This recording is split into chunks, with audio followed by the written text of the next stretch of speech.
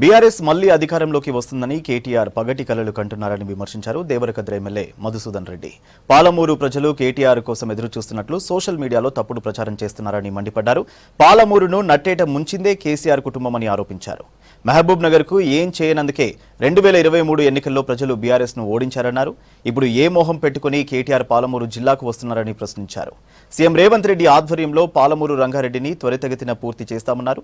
ప్రతి ఏటా 20,000 కోట్లతో అన్ని రకాలుగా సీఎం రేవంత్ రెడ్డి పాలమూరును అభివృద్ధి చేస్తారని చెప్పారు మధుసూదన్ రెడ్డి. కేటీఆర్ గారు రోజుకొక వేషం, పూటకొక మాట, మైండ్ బ్లాంక్ అయి అసలు ఏం మాట్లాడుతున్నాడు, ఏం చేస్తున్నాడో కూడా అర్థం కాని పరిస్థితి. కుటుంబ కలహాలతో సతమతం అవుతూ ఏదో మేమే ఉద్ధరించాలి తెలంగాణను, మళ్ళీ మేమేదో ఉద్ధరిస్తాం, మళ్ళీ మేమేదో వస్తామని పగటి కళ్ళలు గంటూ పగటి వేషాలు వేస్తూ సోషల్ మీడియాలో ఒకటే ప్రచారం. ఏదో పాలమూరు అంతా ఈయన కోసం ఎదురు చూస్తున్నట్టు, గద్వాల మొత్తం ఈయనకు దాసోహం అయినట్టు కేటీఆర్ గారు వస్తున్నారని చెప్పేసి పెద్ద ఎత్తున ఏదో ప్రజలు విపరీతంగా ఎదురు చూస్తున్నారని చెప్పేసి ప్రచారాలు చేసుకుంటా ఉన్నారు. నీవు పాలమూరు జిల్లాకు ఏం మొహం పెట్టుకొని వస్తున్నావు?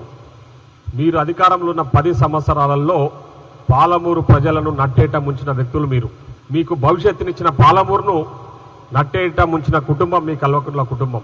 మీ నాయన కేసీఆర్ గారికి 2009లో ఎంపీగా గెలిచే అవకాశం ఇచ్చిన ప్రజలు పాలమూరు ప్రజలు. పాలమూరును ఆ విధంగా మోసం చేసి ఏమీ చేయనందుకే 2023 నవంబర్ 30వ తారీఖు జరిగిన ఎన్నికలలో పాలమూరు ప్రజలు మిమ్మల్ని ఏ విధంగా ఓడగొట్టినో మీకు అందరికీ తెలుసు. ఈరోజు మా అందరి అదృష్టం పాలమూరు జిల్లా ప్రజలుగా, మేము ఎమ్మెల్యేలుగా ఈరోజు ఒక డైనమిక్ ముఖ్యమంత్రి గారి నాయకత్వంలో మేము పనిచేస్తూ ఉన్నాం.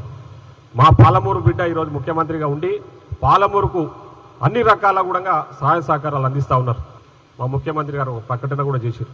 పాలమూరు జిల్లాను నేను ప్రతి సంవత్సరం ఒక 20,000 కోట్లు కేటాయించి జిల్లాను అభివృద్ధి చేయబోతా ఉన్నాం. ఎందుకంటే గత పాలకులు పూర్తిగా నిర్లక్ష్యం చేశారు. పాలమూరు జిల్లా వెనుకబడ్డ జిల్లా కాబట్టి సో నా హయాంలో ఖచ్చితంగా పాలమూరు జిల్లాను అన్ని రకాలుగా కూడా అభివృద్ధి చేసి చూపిస్తామని చెప్పేసి ముఖ్యమంత్రి గారు చెప్పారు. దానికి మేము చాలా సంతోషంగా ఉన్నాం.